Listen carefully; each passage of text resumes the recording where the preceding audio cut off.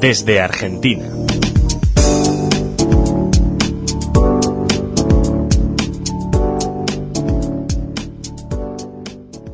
Hola oyentes de Radio Sefaradi y bienvenidos nuevamente a la crónica desde Argentina y desde la redacción de Nueva Sion con su redactor Gustavo Efrón. ¿Qué tal, Gustavo? Hola Jorge, ¿cómo estás? ¿Cómo están? Bueno, muy bien y con ganas de conocer algo más de algún aspecto de lo judío en la Argentina. En este caso creo que vamos a hablar de una obra de teatro que coincide también con una película que se ha hecho, Un judío común y corriente, y que has tenido la oportunidad de ver, ¿no? Exactamente, fui la semana pasada al teatro a ver Un judío común y corriente, que es una obra de teatro protagonizada por el actor Gerardo Romano, ¿no? Y dirigida por Manuel González Gil, ¿no? Es, digamos, basada en el guión de una película que yo también había visto, del director alemán Oliver Hirschbiegel, digamos, y el autor es Charles Levitsky, ¿no?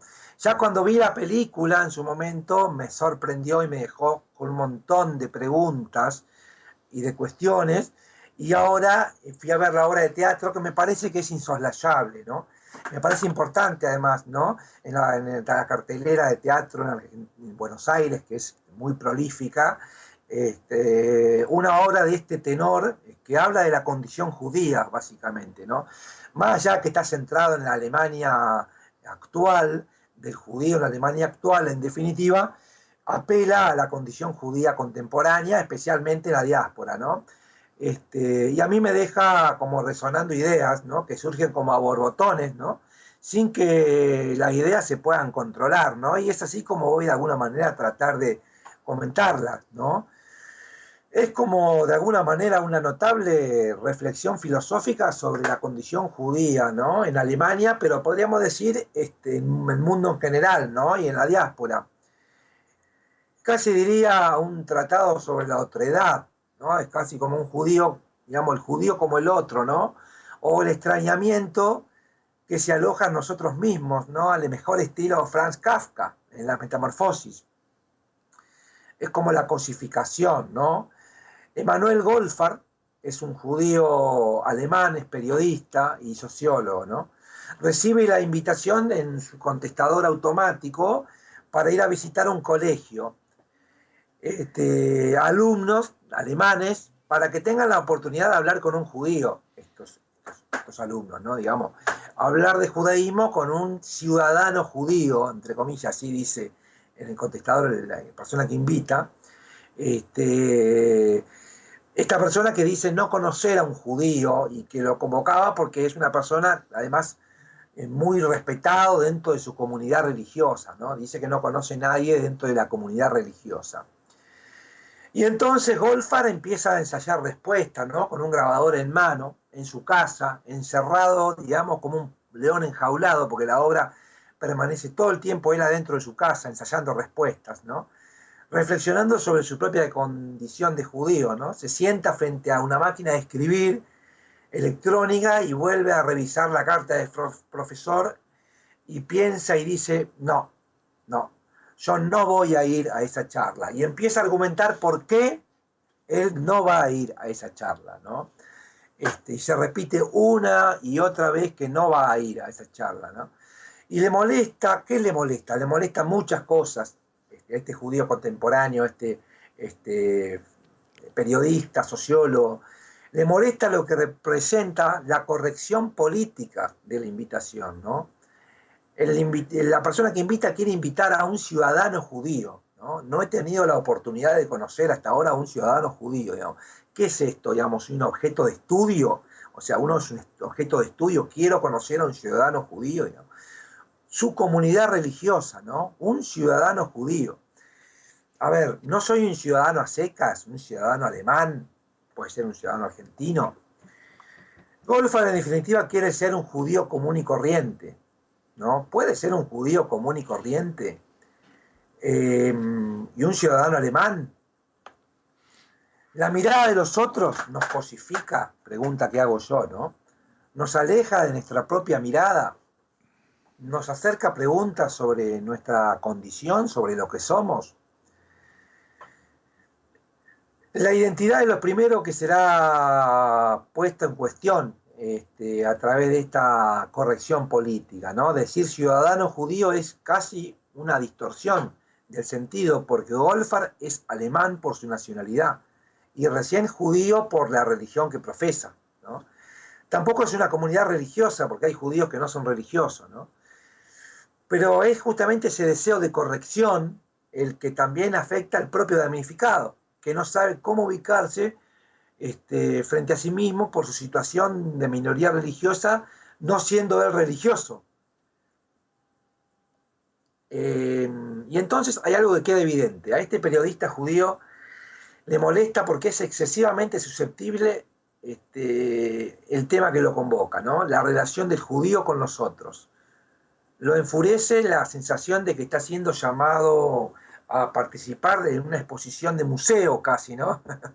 Donde reina el discurso vacío y repetido de la tolerancia. ¿Qué es tolerar? ¿No? A ver, ¿qué es lo que uno tolera? Uno tolera y dice, bueno, esto, y bueno, lo vamos a tolerar, digamos, ¿no? Es así, pero bueno, tolerémoslo, ¿no? Es una palabra complicada, horrible, ¿no?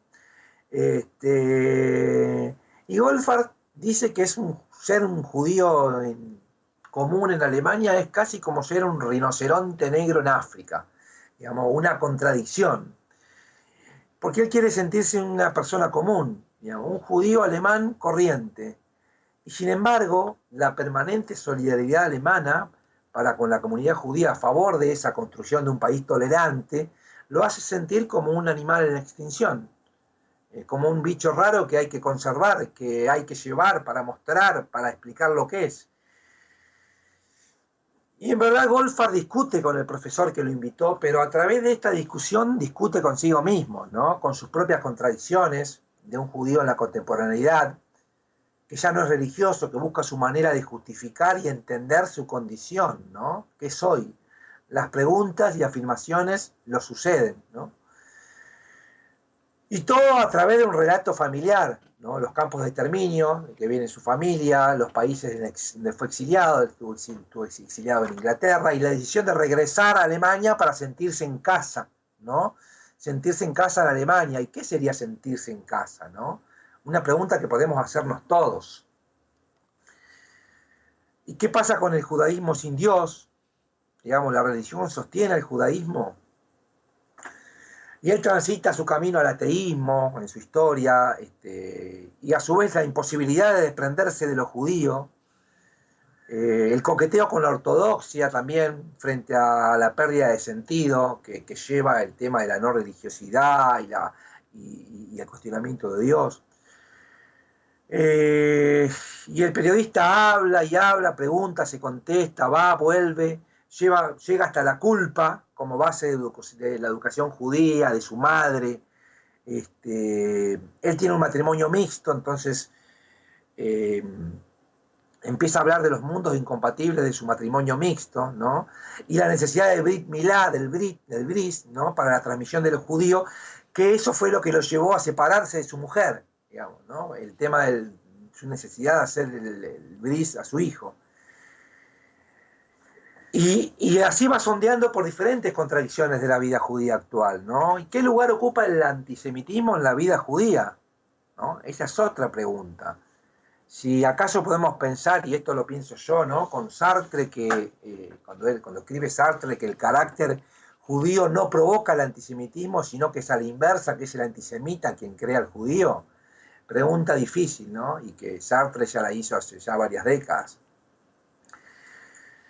Y hay una visceral, digamos, una visceral antinomia y un rechazo fuerte a esta demanda alemana, pero no solo alemana, de asumir una posición y de responsabilizarse frente a las políticas del Estado de Israel por el solo hecho de uno tener la condición de judío, ¿no? ¿Por qué un judío común y corriente tiene que hacerse cargo de esa demanda, ¿no? Dice Goldfarb. Y él sigue y sigue con los argumentos de por qué no ir, y todo esto transcurre dentro de una habitación donde él habla y se habla a sí mismo, ¿no? Y los judíos, la verdad, dice, no se puede explicar en una hora de clase. Y las buenas intenciones pueden terminar generando el efecto contrario, ¿no? Que es el riesgo de la mercantilización de la memoria, que al repetir y repetir algo lleva a soslayar la trascendencia de los hechos, la profundidad de un problema que en realidad no se puede definir, ¿no? Que es existencial. ¿Y se puede juzgar las buenas intenciones? Pregunto, ¿se puede juzgar a los otros? ¿Y por qué molesta? O molesta por uno mismo, ¿no? ¿Qué pasa cuando somos rinocerontes? ¿Qué pasa cuando nos miran amablemente, ¿no? ¿Qué hay de nuestra condición errante de la historia del judaísmo que nos determina, ¿no? ¿Cómo explicar ese judaísmo que existe de manera visceral desde la infancia, desde la comida, desde eso que uno no puede explicar, desde aquella historia que nos precede? ¿Cómo explicarle al otro en una charla, en un momento, esto que no tiene palabras y no sentirse de alguna manera un animal en observación, en peligro de extinción, ¿no? Todas preguntas que a mí me llevaron esta obra de teatro magistral, basada en una película magistral que está en este momento en cartelera en Buenos Aires y que quería compartir con ustedes. Pues te agradecemos que hayas compartido estos pensamientos y estas vivencias y que has tenido viendo esta obra de teatro aquí. Todavía no está en las carteleras esa obra de teatro, pero me imagino que la película sí que se puede conseguir. Si no está en los cines, seguramente se encontrará en internet o en los videoclubes o en alguna cadena que tenga bien reponerla un día de estos. Así que estaremos al tanto para cuando veamos anunciado Un judío común y corriente. Muchas gracias. Recomendable. Muchas gracias, Gustavo, por esta recomendación y un saludo, y esperamos volver a hablar contigo dentro de 2 semanas. Gracias, Jorge. Un abrazo grande. Saludo a la audiencia.